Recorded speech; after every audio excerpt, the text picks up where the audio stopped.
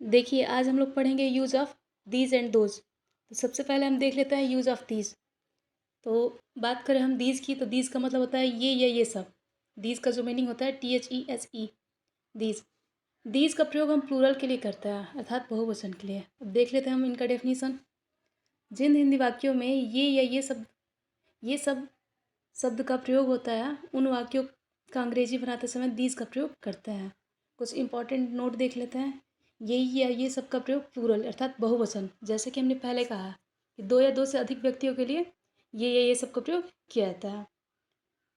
Second चीज, these के साथ सदैव हम आर का प्रयोग करते हैं। थर्ड पॉइंट, चूंकि दीज प्लूरल होता है इसलिए वाक्य के अंत में एस या ईएस जोड़ते हैं। अब कुछ हम इम्पॉर्टेंट एग्जाम्पल्स देख लेते हैं या फिर कुछ महत्वपूर्ण बातें देख लेते हैं दीज और दोज के लिए। तो पहला ये होगा, जिन शब्दों में के अंत में डबल एस का प्रयोग होता है उन शब्दों के अंत में ईएस का प्रयोग करते हैं। जैसे देखिए, एस का जो मीनिंग होता है ASS, तो उसमें हम ईएस का प्रयोग करते हैं। सेकेंड हम देखते हैं, जिन शब्दों के अंत में ओ या एक्स होता है उन वाक्यों के अंत में या उन शब्दों के अंत में हम ईएस का प्रयोग करते हैं। जैसे देखिए, ऑक्स होता है तो OX, तो उसमें ईएस का प्रयोग करते हैं। सेकेंड हो गया हमारा मैंगो, तो देखिए MANGO, तो मैंगो के अंत में हम ईएस का प्रयोग करते हैं। थर्ड देखते हैं हम, अन्य सभी शब्दों के लिए हम एस का प्रयोग करते हैं, अर्थात अन्य शब्द अगर उसके उदाहरण में प्रयोग किए गए हैं तो उसके साथ हम एस का प्रयोग करते हैं। अब हम दीज के कुछ एग्जाम्पल देख लेंगे। जैसे, ये सब लड़कियां हैं, दीज आर गर्ल्स। ये सब लड़के हैं, दीज आर बॉयज़। ये सब आम है, दीज आर मैंगोज। ये सब गधे हैं, दीज आर एसेस। अब देखते हैं हम यूज ऑफ दोज। तो दोज मतलब क्या होता है, वे या वे सब। मीनिंग देख लेंगे हम, THOSE, दोज दोज मीन्स वे या वे सब। डेफिनीशन देख लेते हैं हम, जिन हिंदी वाक्यों में वे या वे सब का प्रयोग होता है उन वाक्यों में दोज का प्रयोग करते हैं।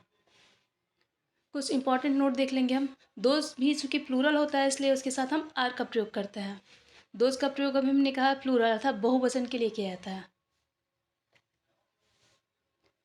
अब हम दोस्त के कुछ एग्जाम्पल देख लेंगे। जैसे, वे सब संतरे हैं, दोज आर ऑरेंज।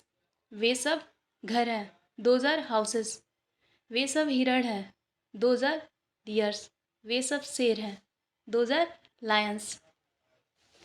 देखिए, अब हम कुछ दीज और दोज दोनों के मिक्स एग्जाम्पल देख लेते हैं। जैसे, ये सब पेड़ हैं, दीज आर ट्रीज। वे सब बिल्लियाँ हैं, दोज आर कैट्स। ये सब कुत्ते हैं, दीज आर डॉग्स। वे सब पंखे हैं, दोज आर फैंस। ये सब बक्से हैं, दीज आर बॉक्सेस। देखिए, हमने पहले ही कहा था कि जिस इंग्लिश मीनिंग के अंत में या जिस शब्द के अंत में एक्स का प्रयोग होता है उसमें ईएस का प्रयोग करते हैं। जैसे यहाँ पे देखिए, बॉक्स BOX, अर्थात अंत में आ रहा है इसके एक्स, इसलिए हमने यहाँ पे ईएस का प्रयोग किया है। अब दीज और दो से संबंधित हम कुछ निगेटिव सेंटेंस देख लेंगे। तो बात करें हम निगेटिव सेंटेंस की, अर्थात नकारात्मक वाक्य की, तो निगेटिव सेंटेंस या नकारात्मक वाक्य किसे कहते हैं। तो जिस वाक्य में नहीं शब्द का प्रयोग होता है उसे हम निगेटिव सेंटेंस कहते हैं। जैसे कुछ एग्जाम्पल देख लेंगे हम। ये सब लड़के नहीं है, दीज आर नॉट बॉयज़। वे सब लड़कियां नहीं हैं, दोज आर नॉट गर्ल्स। ये सब पेड़ नहीं है, दीज आर नॉट ट्रीज। वे सब किताबें नहीं हैं, दीज आर नॉट बुक्स। अब हम इंट्रोगेटिव सेंटेंस के कुछ एग्जाम्पल देख लेंगे। जैसे, पहले बात करें हम इंट्रोगेटिव सेंटेंस की, तो जिस वाक्य में क्या शब्द का प्रयोग होता है या प्रश्न पूछा जाए उसे हम इंट्रोगेटिव या प्रश्नवाचक वाक्य कहते हैं। जैसे हम देख लेते हैं, क्या ये सब लड़के हैं, आर दीज बॉयज। क्या ये सब लड़कियां हैं, आर दीज गर्ल्स। क्या ये सब किताबें हैं, आर दीज बुक्स। क्या ये सब कलमें हैं, are these pens. Interrogative sentence की सबसे बड़ी विशेषता ये होती है कि इंट्रोगेटिव सेंटेंस के अंत में सदैव क्वेश्चन मार्क का प्रयोग करते हैं, क्योंकि यही प्रश्नवाचक शब्द या फिर क्वेश्चन मार्क जो होता है वो डिनोट करता है कि इसमें प्रश्न पूछा जा रहा है। अब कुछ हम दोस्त से एग्जाम्पल देख लेंगे इंट्रोगेटिव सेंटेंस के। क्या वे सब आम है। देखिए, दोज का प्रयोग करते हैं, दोज के साथ हम आर का प्रयोग करते हैं। वे सब के लिए हम दोज का प्रयोग करते हैं और दोज के साथ हम आर का प्रयोग करते हैं। तो जैसे ही इंट्रोगेटिव सेंटेंस बनेगा तो आर को हम बाहर निकाल देंगे। जैसे are those mangoes. Second example हम देख लेंगे, क्या वे सब घोड़े हैं? Are those horses. क्या वे सब भालू हैं? Are those bears. क्या वे सब गधे हैं? देखिए, हमने पहले एग्जाम्पल में कहा था कि अगर कुछ ऐसे मीनिंग आए जिसमें के अंत में डबल एस का प्रयोग होता है तो उसमें हम ई एस का प्रयोग करते हैं। जैसे देखिए, 2000 SS। एस मिस होता है गधा, जिसका मीनिंग होता है ASS, और इसमें हम ई एस जोड़ दिए हैं। क्या वे सब बैल हैं? Are those oxes. जैसे देखिए, हमने पहले भी कहा था, फिर कह रहे हैं कि बैल का जो मीनिंग होता है ऑक्स होता है, OX, और इसके अंत में क्या आ रहा है? एक्स, अर्थात इसमें हम क्या जोड़ेंगे? ES। अब देखिए, हम अफर्मेटिव, निगेटिव तथा इंट्रोगेटिव के कुछ एग्जाम्पल देख लेते हैं। जैसे ये सब आम है, दीज आर मैंगोज। अब निगेटिव सेंटेंस में आर के बाद केवल नॉट का प्रयोग करते हैं। जैसे ये सब आम नहीं है, दीज आर नॉट मैंगोज। इसमें नहीं शब्द का प्रयोग हुआ है, अर्थात यह निगेटिव है। नेक्स्ट देख लेते हैं हम, क्या ये सब आम है? तो ये चूंकि इंट्रोगेटिव सेंटेंस है, इंट्रोगेटिव के रूल के हिसाब से जो भी हेल्पिंग वर्ब प्रयोग होता है उसे वाक्य के पहले लेते हैं। जैसे इसमें आर का प्रयोग हो रहा है तो आर को हम सबसे पहले लिखेंगे। जैसे आर दिस मैंगोज। इसमें प्रश्न पूछा जा रहा है, अर्थात यह इंट्रोगेटिव सेंटेंस है।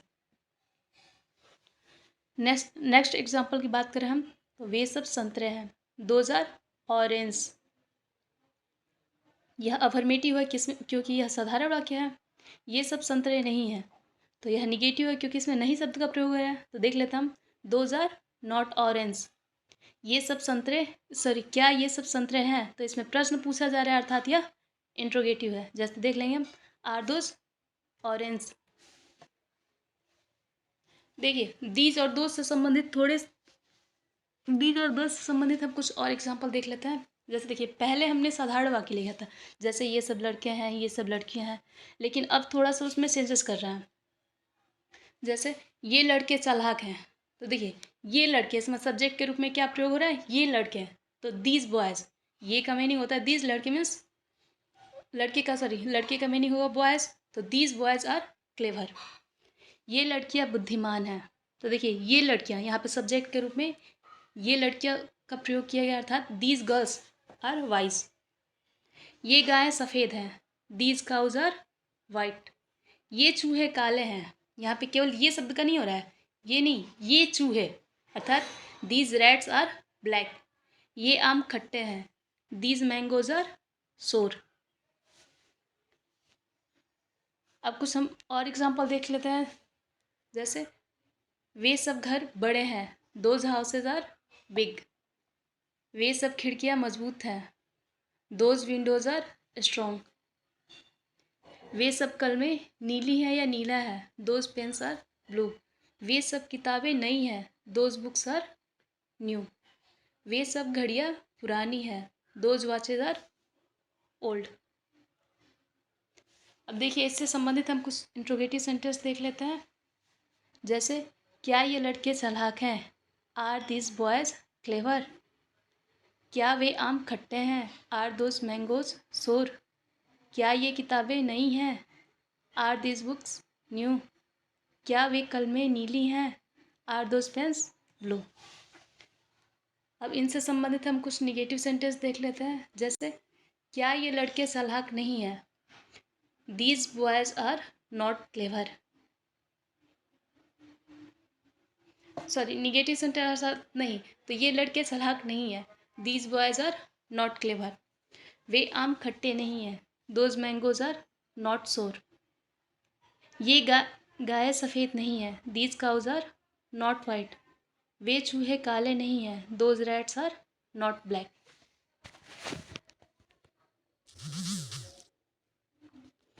देखिए, दीज और दोज से संबंधित जो भी प्रश्न है, जो भी इससे पूछे गए सवाल होते हैं, उसका हमने सही तरीके से अपनी तरफ से कोशिश किया है कि उसे हम अच्छा करें, बेहतर करें। आई होप कि आप लोगों को समझ में आया हो।